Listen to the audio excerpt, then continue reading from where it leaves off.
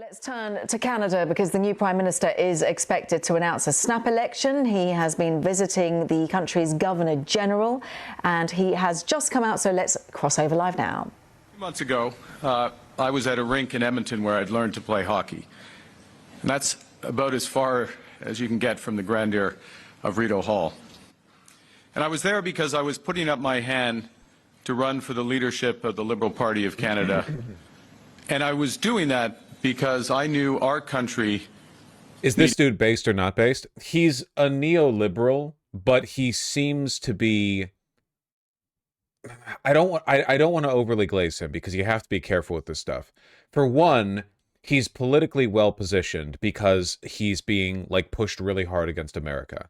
For two, he seems to be genuinely intelligent. He predicted the subprime mortgage loan crisis, and as a result, Canada was able to weather the 2008 recession a lot better than many other countries because he discouraged some of the risky gambling from local firms, like ahead of time, you know. He's not very charismatic and he's not a populist. He does seem to be competent. He's like a competent administrator, and I think he's in a position where he's being given the opportunity to exercise more autonomy and more leeway than most administrators would. Most administrators, because they're not populists, you know, they're not like operating with the mandate of the people. They basically just fiddle with the numbers. But every once in a while, you get the opportunity to do some big fiddling, and that's usually because people are scared enough of an outside threat. And I think that might be what we're seeing because he's in a position now where he has a lot of political leverage, right? He has like a lot of you know, essentially political capital to burn through because Trump keeps threatening Canada.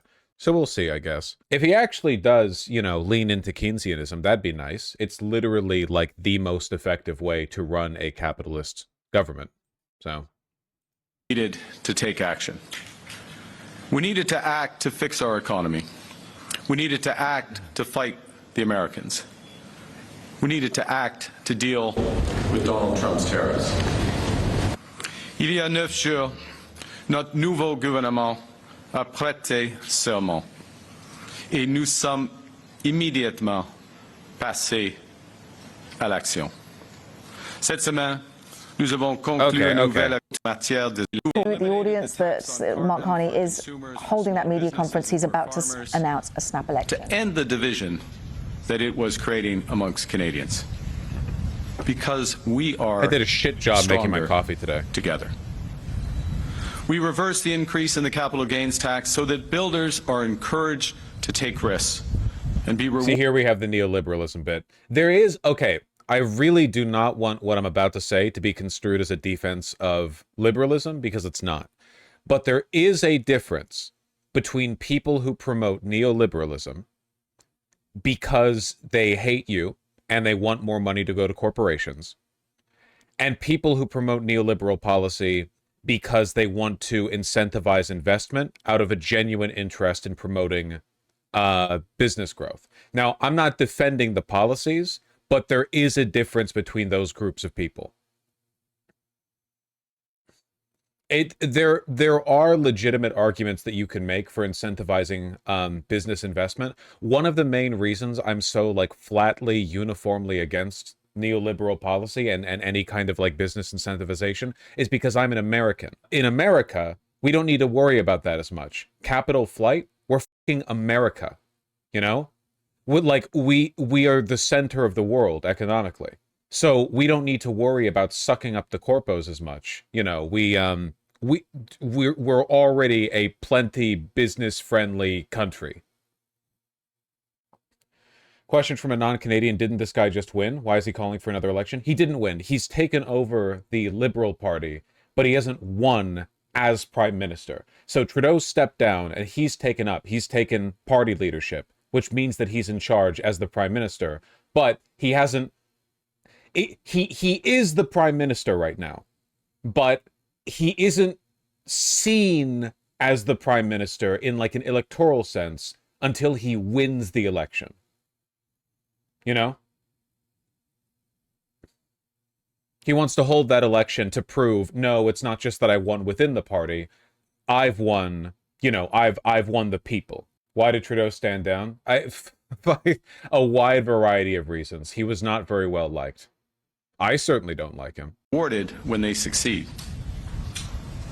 When I met with the premiers in Ottawa on Friday. Anyway, the point that I was making was like a lot of the reason why I dismiss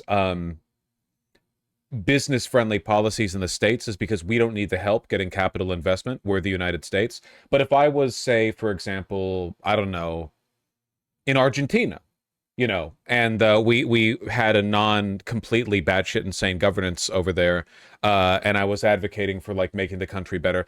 Getting foreign investment would unfortunately be kind of like a necessary part of that. Unless you want to go full North Korea, it's pretty difficult to build a stable economy in the modern world without having, like, favorable trade relations with some other countries. You understand what I mean? Basically, what I'm saying is, like, I hope that he is leaning towards these incentives in a genuinely not altruistic. I guess, like, I hope he's not doing it for cynical reasons. We agreed to eliminate barriers to trade and mobility inside our country. And the federal government is leading by committing to legislate the end of all federal barriers to interprovincial trade. I think that's a good thing. July 1st. Together, we will push to create one Canadian economy by Canada Day. Because interprovincial trade barriers are insane. That I genuinely have no idea. What the what are you doing protectionism in each state for? That's just insane. So I'm glad he's getting rid of those. We are stronger together. This past week, we acted to protect workers using the proceeds of our retaliatory tariffs against America's unjustified trade actions. We acted to unlock major infrastructure projects and get them moving rapidly, including clean and conventional energy, critical minerals, and new trade corridors with reliable trading partners. Yeah, in a shocking upset, we actually have, according to CBC, polling favors Mark Carney over Pierre Poilievre, which, I mean, this is, for one, like, the shift here has been astronomical. Like, we have gone from essentially a 100% chance of the Conservatives winning to a solid likelihood of a liberal government, or at least liberal coalition winning over. Now 48% of them winning a majority, which is, like, it's a different world. It's a different. It's an upset that I don't know enough about Canadian history to say whether it's unprecedented, but it feels unprecedented. Certainly, I've never heard of anything like this. I don't even know if I've heard anything like this in American political history. In the last few months running up to election, a literal flip with everything leaning in favor of the Conservatives, and then this, just incredible, genuinely incredible.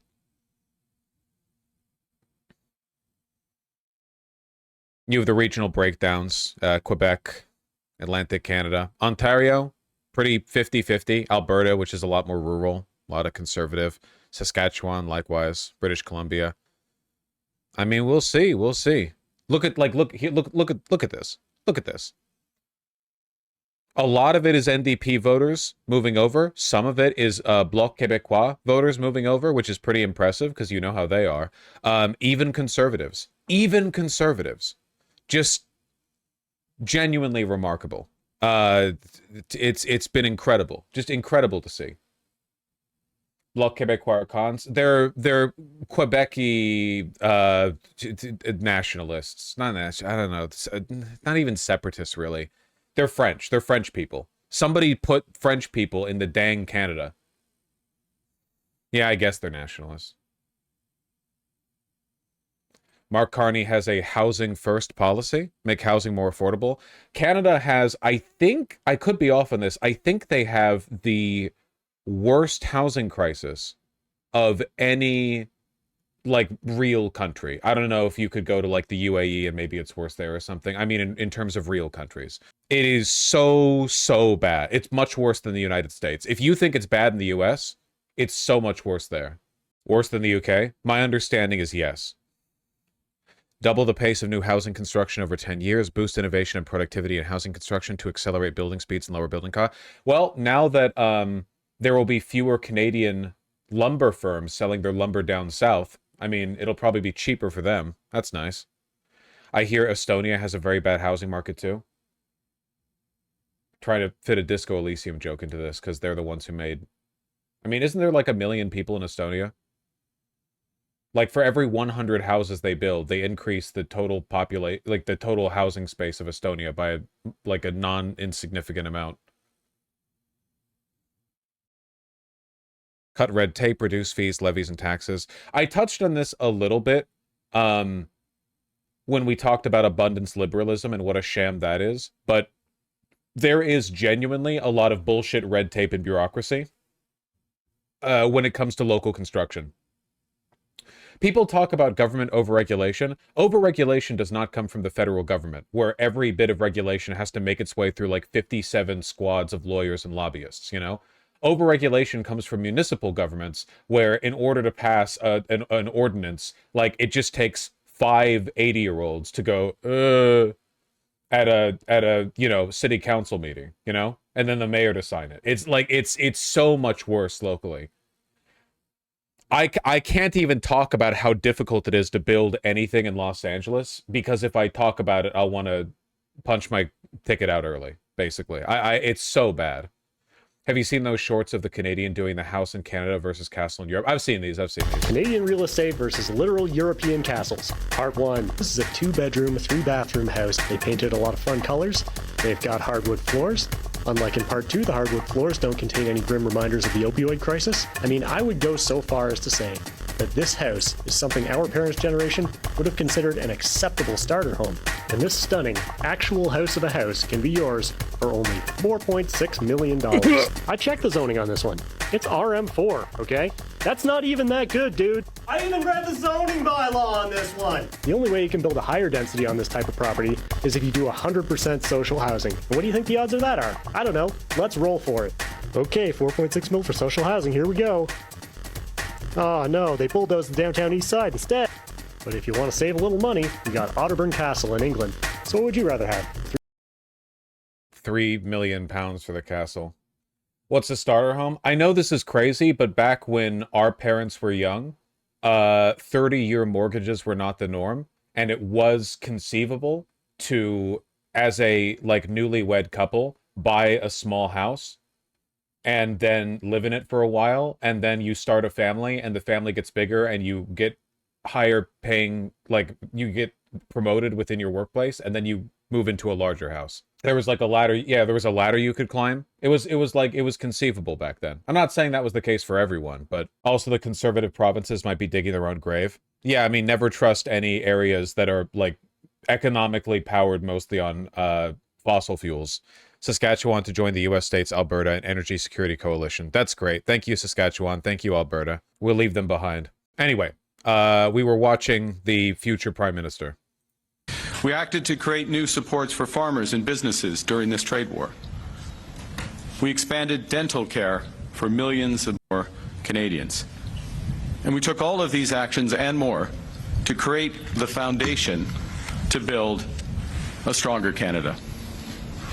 There is so much more to do to secure Canada, to invest in Canada, to build Canada, to unite Canada. If only he was more charismatic. That's why I'm asking for a strong, I guess he's a banker, positive mandate from my fellow Canadians. I've just requested that the Governor-General dissolve Parliament and call an election for April 28th. And she has agreed. We are facing the most significant crisis of our lifetimes because of President Trump's unjustified trade actions and his threats to our sovereignty. Our response must be to build a strong economy and a more secure Canada. President Trump claims that Canada isn't a real country. He wants to break us so America can own us. We will not let that happen. We're over the shock of the betrayal. I'm sorry, but he's so boring. I can't show it because it's actually, I could show it, right? There's no reason I couldn't show it. Normally when I see something that has a celebrity in it, my assumption is that I can't show it because it's probably Content ID. This wouldn't be Content ID. Je suis tellement fier des Canadiens. Je suis tellement fier. obviously. What are the 2 seasons in Toronto? Let's go. Mr. Prime Minister. Why do they add music? Mike Myers, what are you doing here? I just thought I'd come up and check on things. You live in the States. Yeah, but They added brain rot music. Hold on, let me find the actual one. I'm sorry. You deserve better than this. One India News. Okay. Whatever, man. Let's go. I think it's cute. Mr. Prime Minister, Mike Myers, what are you doing here? I just thought I'd come up and check on things. You live in the States, Yeah, but I'll always be Canadian. but you live in the States. Yeah, so? Do you remember Mr. Dressup? The children's show on CBC? What were the names of Mr. Dressup's 2 puppet friends? Casey and Finnegan? Bud, Spud? Howie, Meeker? Capital Saskatchewan. Regina? Tragically, Pip? you're a defenseman defending a 2-on-1. What do? Take away the pass, obviously. What are the 2 seasons in Toronto? Winter and construction? Wow, you really are Canadian. Yeah. But let me ask you, Mr. Prime Minister, will there always be a Canada? There will always be a Canada. All right, elbows up. Elbows up. Never 51. Isn't that cute? I think it's really cute. This probably goes crazy with like a specific kind of Canadian. It is insane how Trump literally just like handed this election to the Liberals. What's the elbows up bit? I assume it's a hockey thing. I don't know. I mean, I'm not Canadian. This is liberal Canadian Nirvana. It's cute, you know? It's cute. Canada is always... I think there's always been an effort on their part to define themselves. Like, there's a law where they like produce local Canadian stuff and culture and they fund it. And they try to like make sure that a certain percentage of the shit you see on TV or whatever is like Canadian broadcasting, so it's not just United States stuff all the time, because America produces so much culture that it overwhelms everything, you know? I don't know. It's hockey, it means to defend your teammate from the fight or whatever. Okay, so they're like saying, defend yourself against Trump. Okay. But we should never forget the lessons. We have to look out for ourselves. We have to look out for each other. Nous savons que nous devons veiller les unes sur les autres. So incredibly strong words there from Mark Carney. Here at home. We can give ourselves more than any foreign government can take away.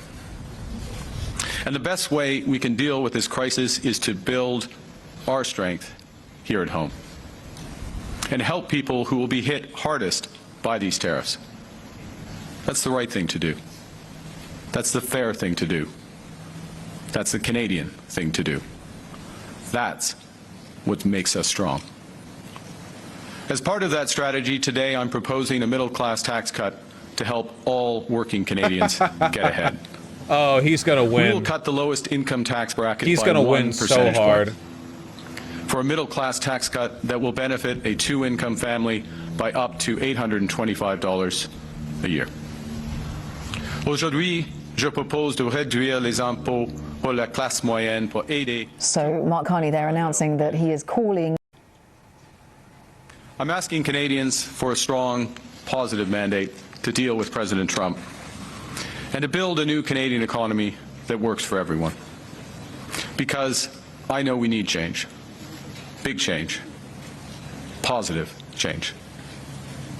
You see, my generation was fortunate. For us, there were more opportunities and life was more affordable. You had to work hard, but you could get ahead. That was the bargain. But for the generations that have followed, they're working just as hard or even Do we harder want him to win? Yes. than we did. But they're struggling to pay the rent, to put groceries on the table, and to save for their kids' educations. J'ai passé toute ma carrière à comprendre comment le monde fonctionne. All right. The nation. Enough woke 5 times. DEI French. So 28 to they're ahead. So It's easy to be negative about everything when you've never built anything, when you've never had to make a payroll. But negative slogans aren't solutions. Anger isn't action. Division isn't strength. Negativity won't win a trade war. Negativity won't pay the rent or the mortgage. Negativity won't bring down the price of groceries. and negativity won't make Canada strong. I think we'll cut it there. He seems like a shoo-in. Just momentum-wise, it would be... Can you imagine what an upset it would be after all of this for Poilievre to win? You know, like he's just like completely checked out, and then he's just like, oh, I guess we won. It would be funny. It would be pretty bad, though. That'd be pretty bad. This is the upset. Well, that would be the counter upset. I know you already linked that, Masaigu one. You really should be careful. I know how much you like chatting. Reportedly, Pierre Poilievre asked Doug Ford for help with the elections, and Doug Ford told him he's swamped with work and is too busy to help the federal Conservatives with the election, and hung up. Good night, y'all. Doug Ford is forging a new path. That's really funny. Premier said he'll be staying out of the election. You're on your own, man. Doug Ford doesn't want to tie doesn't want to hitch a rope to a sinking ship. It's Poilievre. So there's no R. Pierre Poilievre. There's no R. Poilievre. There's no R. The French need to figure their shit out, is what I'm saying. Basically. Poilievre.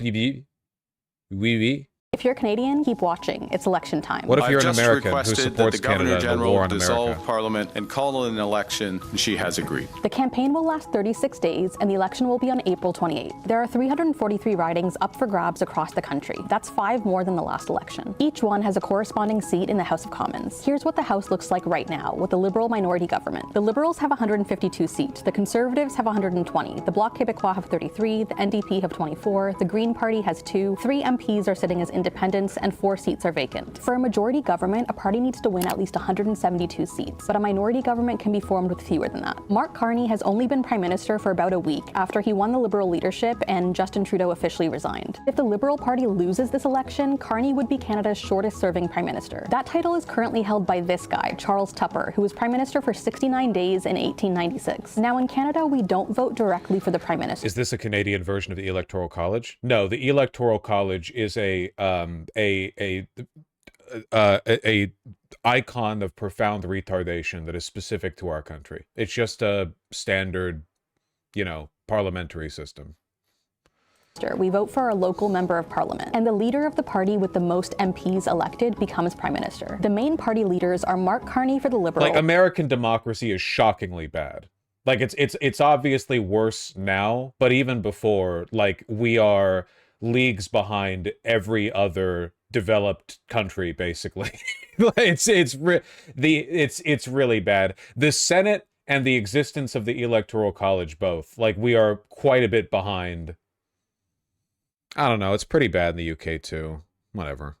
Pierre Poilievre for the Conservatives, Jagmeet Singh for the NDP, Yves-François Blanchet for the Bloc Québécois, and Elizabeth May and Jonathan Pedneau co-lead the Green Party. Currently, Carney doesn't have a seat in the House of Commons, and he's never held elected office before. He's running in the Ottawa riding of Nepean. You can look up your riding on the Elections Canada website. To vote, you need to be a Canadian citizen, at least 18 years old on Election Day, and have proof of your identity and address. You can vote on Election Day or earlier during the advance polls. You can also request a mail-in ballot if you're outside of the country. You'll be able to find all that information on the Elections Canada website once it's available. And at all? No. Nowhere. Leading up to Election Day, we'll be answering your questions. So tell us what you'd like to know about the party platforms and the issues that matter most to you. Well, that's good. I haven't heard anything from Pierre in such a long time. Poilievre, there we go. Do you respect Donald? Says Canada has to be both respectful and firm with Trump. Now, this is a winning message. Trump? Do you respect Donald Trump? I respect the office of the President of the United States, and we have to show respect to other world leaders. The bottom line is the Americans buy 75% of our goods. So whoever's the Prime Minister is going to have to, at some point, deal with President Trump. He was only elected a short time ago. He's going to be around for 4 more years. You can be respectful and firm. And I believe we have to be both. It's no surprise this guy's falling behind in the polls. I will insist the president recognize the independence and sovereignty of Canada. Just it's a message of like overwhelming weakness in comparison, especially for conservatives too. Like a lot of you have this schism here because a lot of Canadian conservatives like MAGA because MAGA is kind of like the global fascist epicenter right now. But at the same time, like this runs contrary to any nationalist instinct that any Canadian conservative might have, right? Like, you are so cucked here.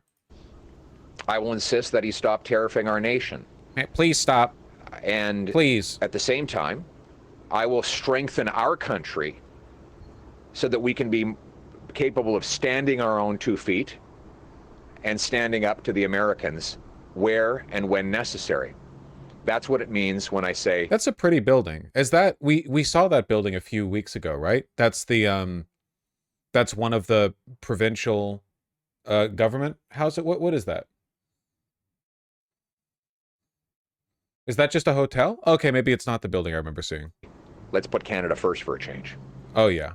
Oh, yeah. Here's his campaign announcement. Our nation is more divided than ever before because the liberal, radical, post-national, borderless, and globalist ideology has weakened our nation. Now, desperate for a 4th term, Liberals have replaced Justin Trudeau with his economic advisor and hand-picked successor, Mark Carney.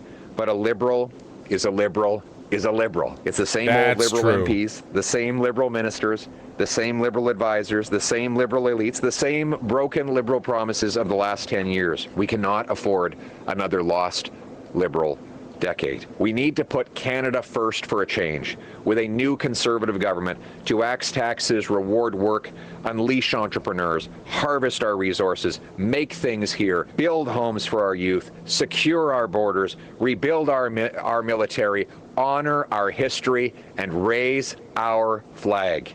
It's just so hard to be MAGA light when Trump hates your country. Even my super conservative older in-laws from rural Alberta are anti-Trump and despise MAGA conservatism. Pro-Trump sentiment in Canada is almost exclusively young disenfranchised men. Yeah, it's like, it's the stuff you see where, like, there are older conservatives who genuinely love this country, even if they are really misguided and vote for Trump. But younger conservatives fucking hate everything and everyone around them. They despise everything. They want a girlfriend, but they wouldn't know what to do with one because they hate being around women. You know? They hate their country. They have no allegiance to any culture. They're cultureless. They have no culture. They have no nation, no identity. They're just hateful. That's it. That's literally all they feel. It's insane. It starts with a big bring it home tax cut on work, investment, energy, and home building. We'll lower taxes to bring home businesses and to make sure Canadians bring home more of their paychecks. And that starts with axing the carbon tax, the entire tax, a tax that the Liberals, with Carney's enthusiastic support, brought in for 7 years. That's great, man. From the data scientist behind one of the major polls in Canada, he's found that people who see Conservative Party ads are less likely to vote Conservative after. Net impacts on vote intention, highly significant net negative, which lines up with vote intention trends. That's crazy. Maybe they need more funding, you know? We should fund them. Get those ads out more. The ads are so bad. I mean, we just saw what Pierre had to offer for his announcement video. Alberta Premier Danielle Smith is under fire for a Breitbart interview she did, asking Trump to lay off the tariff threats until after a Canadian federal election. Okay, yeah. So she wants Pierre to win. Gotcha. Sickening, and she's a traitor. And in a sane world, Canada would hold her accountable for that. America is an enemy nation. Nasty woman. Nasty woman.